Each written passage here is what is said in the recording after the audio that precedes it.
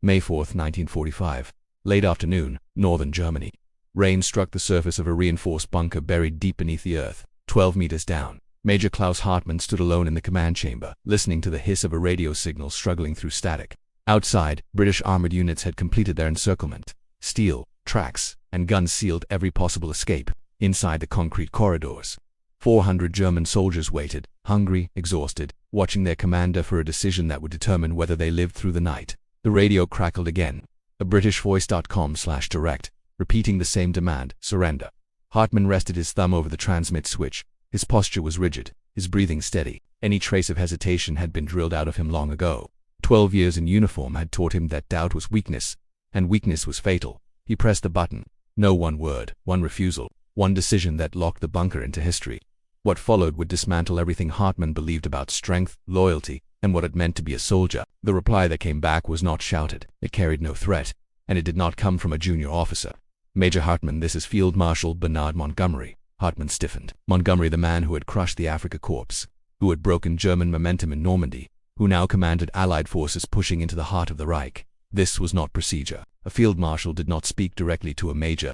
Montgomery continued, speaking German with careful precision. You are surrounded. You have limited supplies. You have wounded men who require treatment. Germany has surrendered. These are facts. Hartmann waited for the ultimatum, for the warning, for the promise of artillery fire. Instead, Montgomery said something else. Your resolve is acknowledged, but resolve without purpose leads only to loss. Then came the unexpected. I am dispatching a medic under a white flag. Your wounded may be treated. You may send them out if you choose. We will not attack. The transmission ended. Hartmann stared at the radio. No bombardment, no countdown, no violence. He checked his watch.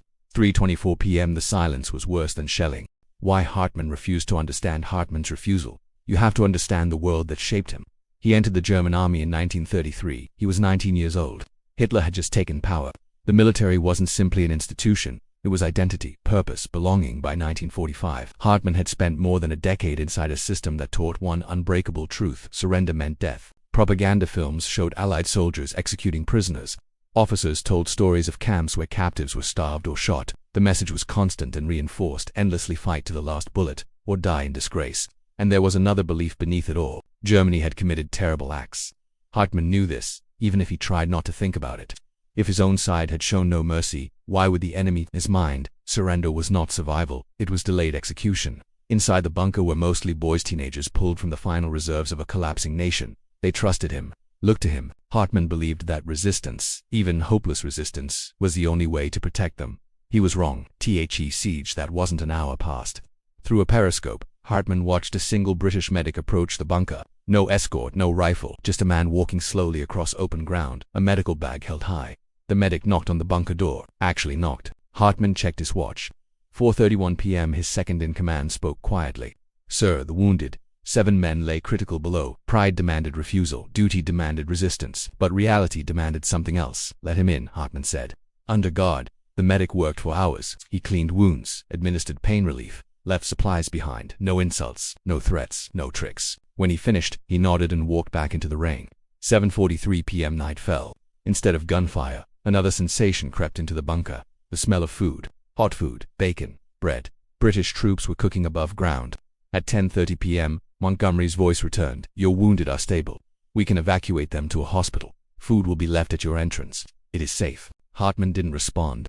At dawn, crates appeared. Bread, tinned meat, tea, chocolate, real food. Hartmann checked his watch. 6:15 a.m., day 2. The lie collapses as hours passed. The pattern continued. German civilians were escorted safely through British lines. Children were given sweets. A handwritten letter arrived from Montgomery himself. It spoke of facts, of the war's end, of responsibility. You are no longer defending Germany, Montgomery wrote. You are deciding whether 400 young men live or die. No deadline, no threat, only time.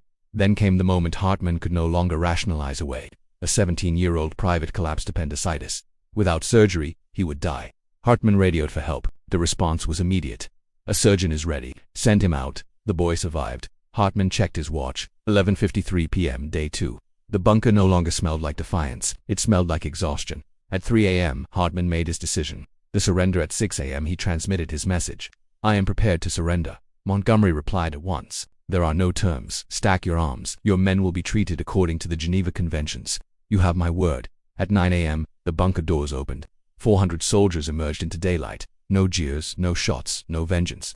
Hartmann placed his pistol on the ground. Montgomery stepped forward and saluted. "Thank you for choosing life." Hartmann returned the salute. He checked his watch. 9:47 a.m. For the first time since the war began, he stopped winding it.